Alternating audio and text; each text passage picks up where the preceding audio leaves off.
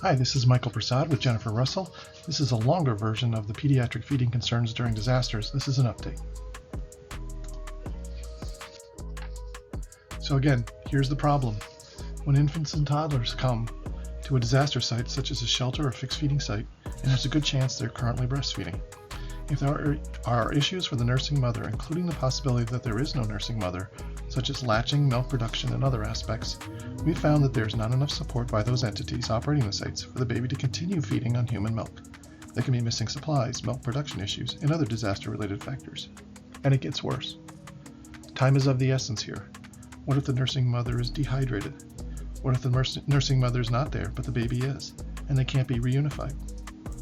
The alternative provided now in the United States is usually cow's milk powdered formula mixed with water. There is significant scientific evidence that this is not an equivalent substitute, that it can cause immediate health issues for the baby, as well as for the mother, and permanently change the way that baby feeds. And that's on top of evidence that sustained human milk distribution to infants and toddlers has better health benefits in the long run. And with all these challenges will land squarely in the shelter operator's lap. This type of problem is what professional emergency management is designed to solve. We think you will find from our presentation that the solutions we propose are effective and efficient and will dovetail with your existing support model. They will also bolster support for the vulnerable populations in disaster response and recovery missions. Disasters highlight the very definition of vulnerable populations, and they are the same folks who need support with activities of daily living within your total disaster-impacted population. This problem can be solved through changes to our plans, how we are organized and equipped at sites, and through more collaborative training and exercising for our staff and partners. And this is for more than just the operations branch. There are, of course, logistics and supply chain management issues for this concern, finance and admin, intelligence, and my favorite, planning ones as well. And all of this is full cycle. The work needed in preparedness, protection, prevention is just as important as the work is in recovery and mitigation. This is like any other problem-solving aspect of emergency management. And we can bake in a greater sense of belonging for the impacted families, supporting local partners and your staff. Think of all the positive community-based aspects, which must be incorporated along the continuum of service in mass care feeding. I hope you get the idea of what I'm talking about. If we think about supporting breastfeeding and human milk delivery in the same way as we do other activities of daily living, that quickly resolves potential problems. And while it may be your medical staff which works directly with the families for pediatric feeding support, it works best to think of it as a meal, not medicine. That's why we believe these missions should fall under mass care feeding.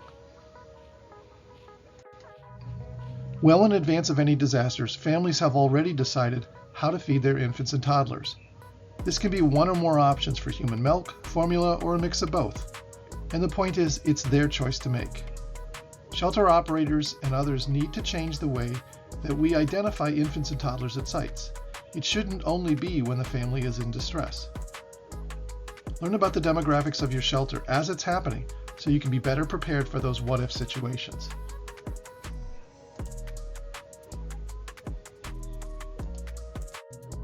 Let's quickly take a look at the POETE problem-solving methodology used in emergency management. This is the planning, organizing, equipping, training, and exercising. We're talking about mass care feeding planning, and there's an opportunity to have staff both on-site and remote, and then have the equipment that's used as durable medical equipments or DME, the consumable medical supplies or CMS, and the personal assistance services or PAS, which is not equipment per se, but it's part of that remote or on-site support for the organizing. Those are the three legs of the Disability Access and Functional Needs or DAFN type stool.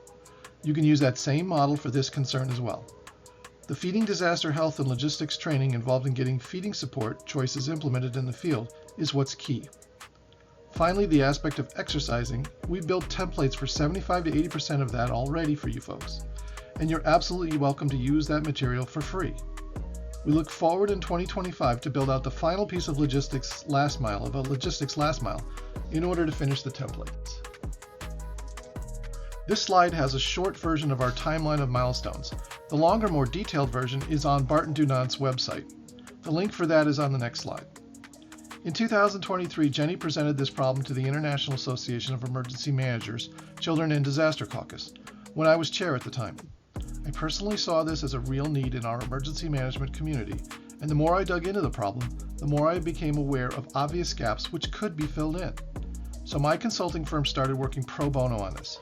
Jenny and I wrote an article, a journal article, for the Domestic Preparedness Journal. That link is on the next slide as well too. And a full book chapter as well.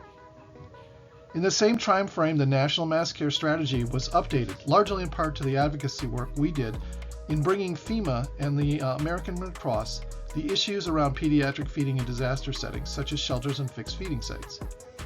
We've worked through collaborations with both the Red Cross, the United States Breastfeeding Committee, and many other non-governmental organizations.